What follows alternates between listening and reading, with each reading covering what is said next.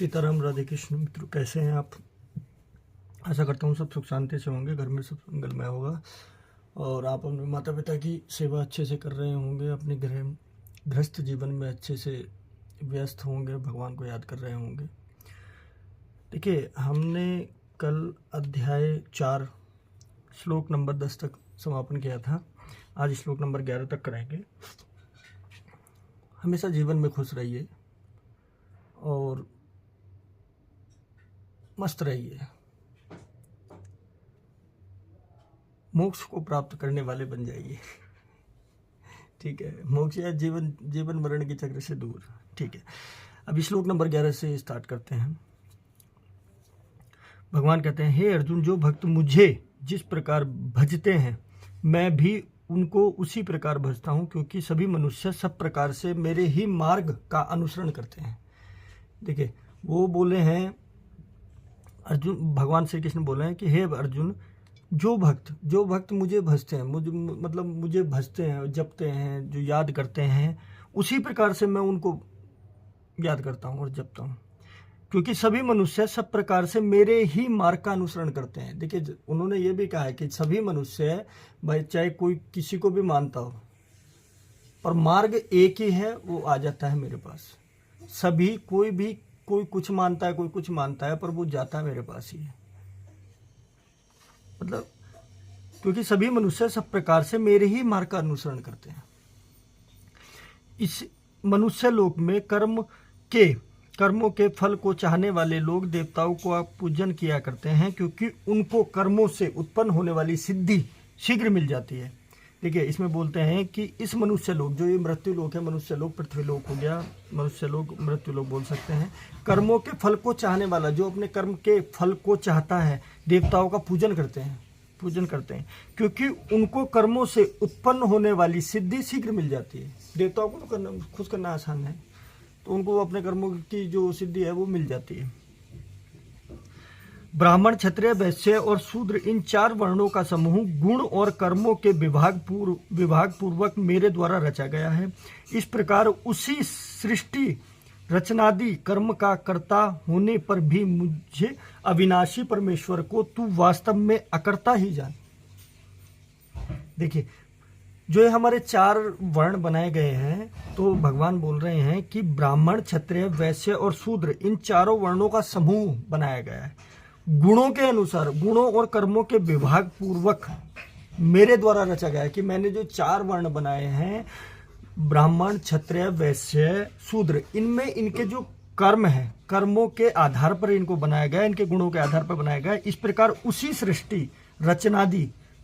सृष्टि की जो रचनादि द्वारा रचा गया है, सृष्टि में जो रचनादि द्वारा, उसी सृष्टि रचनादि कर्म कर्ता होने पर भी, उसी सृष्टि का रचनादि होने के बाद, जिस सृष्टि को रचा है, उसी सृष्टि का रचनादि होने के बाद भी, कर्म का कर्ता होने पर भी, जो कर्म को करता है, मतलब मैं कर्म को जो करता हूं, होने पर भी मुझ अविनाशी परमेश्वर को, जिसका कोई विनाश नहीं हो सकता, परमात्मा को, परमेश्वर को, तो वास्तव में अकर्ता समझ। अकर्ता की कुछ नहीं करने वाला। कर्मों के फल में मेरी स्पृहा नहीं है, कर्मों के फल में मेरी स्पृहा नहीं है, इसलिए मुझे कर्म लिप्त नहीं करते। इस प्रकार जो मुझे तत्व से जान लेता है, जो मुझे अपने तत्व मतलब तप ज्ञान, ब्रह्म ज्ञान से, तत्व का मतलब ये होता है, देखिए, तत्व जो ब्रह्म ज्ञान प्राप्त करने वाले संत होते हैं, उनको तत्व से, तप से अपने जान लेता है, वह भी कर्मों से नहीं बनता है। वह अपने कर्मों से कभी नहीं बनता, जो परमात्मा को अपने तप से और ज्ञान से जान लेता है। पूर्व काल में मुमुक्षुओं ने भी इस प्रकार जानकर ही कर्म किए हैं, इसलिए तू भी पूर्वजों द्वारा सदा से किए जाने वाले कर्मों को ही कर। देखिए, इसमें कितनी अच्छी बात बोली है कि पूर्व काल जो हमसे पहले पूर्व काल हैं, पूर्व काल मतलब सतयुग हो गया, त्रेता युग हो गया, द्वापर युग हो गया, बड़े बड़े संत हुए। अच्छा, इसमें मुमुक्षुओं का अर्थ आप समझ लीजिए। मुमुक्षुओं का अर्थ ये होता है कि जिसको कोई लालच नहीं होता, किसी हर लोभ, हर माया, हर व्यथा से मतलब दूर हो जाता है। आपको उदाहरण दे देता हूँ कि ये हमारे मथुरा के गुरुजी परमानंद जी, उन्हें किसी से कोई मोह नहीं है, सिर्फ राधा नाम चाहिए उनको। वो परमात्मा में विलीन हो चुके हैं। उनसे आज की डेट में मैं तो नहीं मानता कि उनसे बड़ा कोई ज्ञानी होगा अभी, या उनसे बड़ा कोई भक्त होगा। आप देख लीजिए, कभी भी आप देखिए, जो नहीं देख पाते हैं तो वो देखिए, परमानंद जी को देखिए, उनकी मुस्कुराहट कितनी अच्छी, किस प्रकार से वो वर्णन करते हैं हर चीज़ों का। एक एक चीज़ आपके दिल को छू जाएगी। हम तो कुछ नहीं, हम तो नाम मात्र हैं उनके बराबर। उन्हीं को देख के हम प्रेरित हुए, उसी को बता रहे हैं। तो पूर्व काल में मुमुक्षुओं ने भी इस प्रकार जानकर ही कर्म किए। मुमुक्षुओं ने मतलब मोक्ष को प्राप्त करने वाले, जीवन मरण को के चक्र से बाहर निकलने वाले जो संत हैं, उन्होंने तत्व के तप के द्वारा जो मुमुक्षु जो मोक्ष के लिए जीते हैं उनके लिए।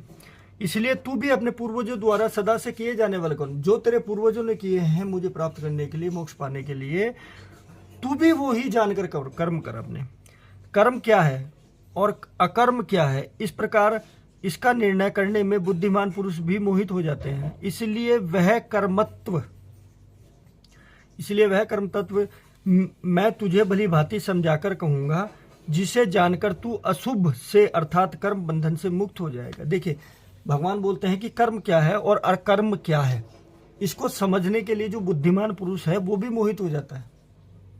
जो बुद्धिमान पुरुष है वो भी मोहित हो जाएगी, यार ये अकर्म है, ये कर्म है।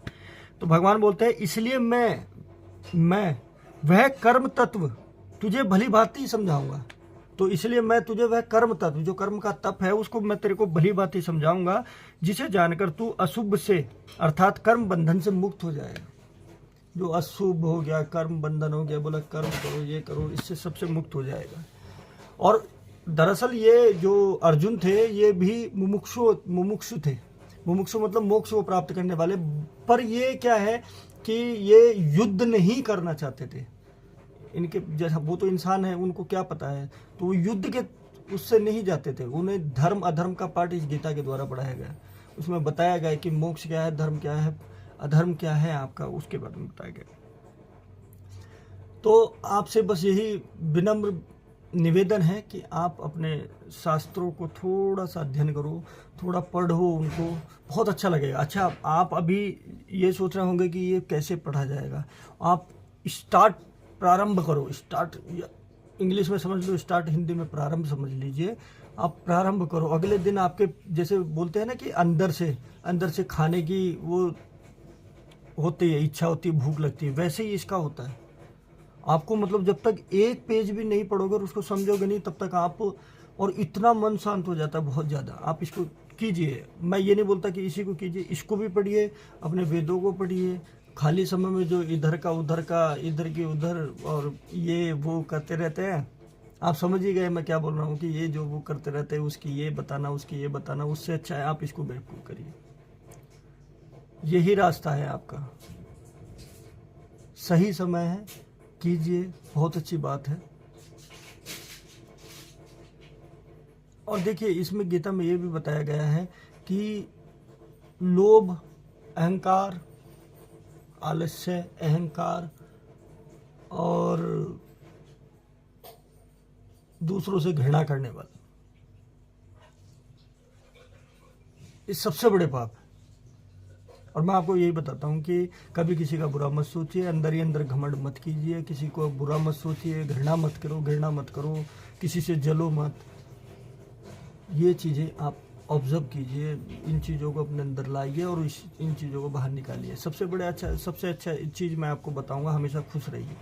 कोई अगर आपको सामने से कुछ बोल रहा है ना, तो कोई बात नहीं, कोई दिक्कत नहीं है। वो अगर आपको बोला, अच्छा आप एक चीज़ समझ लीजिए, जब तक आप उस चीज़ को लोगे नहीं, चाहे वो किताब हो या कुछ भी हो, चाहे वो बोल रहा है, आपको गाली भी दे रहा है या कुछ भी अपशब्द बोल रहा है, कुछ भी जल रहा है, जब तक आप उस चीज़ को लोगे नहीं, तब तक वो आपके पास आएगी नहीं। मत लीजिए, छोड़ दीजिए। बोला तू अपने पास रख भाई, हल्का सा मुस्कुरा दीजिए। बोला ठीक है, आप, अच्छी बात है, आप कर रहे हैं, हल्का सा मुस्कुरा दो। बोला आप अपने पास रखो। उसको लगेगा कि उसने दे दी, वो घमंड में आ गया है, और फिर वो सोचेगा, बोला यार ये कोई रिएक्ट नहीं कर रहा, तो उसके दिमाग में कुछ बात घूमेगी कि हाँ यार मैं कहीं ना कहीं गलत हूँ। इस चीज़ को आप करके देखिए 1-2 बार। अगर आपसे कोई जलता है, वो एक बार आपको ट्राई करेगा, आप उस पर रिएक्ट मत करो, कुछ भी उसका उत्तर मत दीजिए, उसको एक्सेप्ट मत करो, उसको लो मत। अगर आपने उस पर कुछ टिप्पणी कर दी, जैसे उसने आपको कुछ अभद्र भाषा बोली, उस पर टिप्पणी कर दी, समझ लो वो आपके पास आ गया। ये मेन एग्जाम्पल जैसे नेगेटिविटी होती है कि जब तक आप उसकी तरफ घूम के नहीं देखोगे, उससे बात नहीं करोगे, वो आपके पास नहीं आते। बोलते हैं ना कि प्रेत आत्मा जो होती है कि छलावा होता है कि पीछे से आवाज़ लगाता है, पीछे घूम लेंगे तो एकदम पकड़ लेता है बोलने पे, और जब तक आप नहीं घूमोगे, चुपचाप चलते रहोगे, वो तुम्हारा वो उसका वो वही रहेगी नेगेटिविटी। तो यही सेम कारण है, कोई अभद्र भाषा उसकी उसके पास रहने दीजिए, उसको बोलने दीजिए, कोई बात नहीं, मूर्ख है, अपने दिमाग में अपने अंदर रखिए, ठीक है। तो आप अपने माता पिता का अच्छे से ध्यान रखिए। आज का समापन यहीं पे करते हैं और कल फिर आपसे मुलाकात होगी। और हो सके तो जागरूक कीजिए। जैसे अभी मैं कम से कम एक को तो, एक नहीं तो दो को तो कर पा रहा हूँ। आप अगर आप भी दो को करोगे तो दो दो चार हो जाएंगे, वो दो को करेंगे तो वो दो दो दो चार हो जाएंगे, तो बहुत अच्छा होगा थोड़ा सा। और हाँ देखिए, ये कोई ऐसा लोभ नहीं है कि हाँ किसी लालच की वजह से है, कोई बात नहीं, मुझे कोई फर्क नहीं पड़ता, आप बस देख लीजिए, चाहे कुछ मत कीजिए, बस यही चाहिए। क्योंकि मुझे उसी से संतुष्टि मिल जाएगी कि मेरे कहे हुए जो भी एक दो वे हैं जो मैं पढ़ रहा हूँ, उसको आप सुन रहे हैं तो अपना जीवन सफल हो रहा है। आप किसी और को सुनाएंगे तो आपका जीवन सफल, मेरे साथ साथ आपका भी हो रहा है, तो बहुत अच्छी बात है उसमें। तो अपने माता पिता का ध्यान रखिए, अपने गृह जीवन में खुश रहिए, हमेशा खुश रहिए, किसी का बुरा मत सोचिए, हमेशा खुश रहिए। तो आज समापन यहीं पे करते हैं, कल मिलते हैं आपसे। सीताराम, राधे कृष्ण।